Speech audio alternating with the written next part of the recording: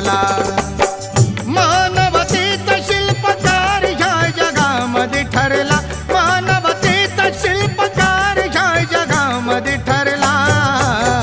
भीमाने कोटी कोटी काळजात बुद्ध कोरला.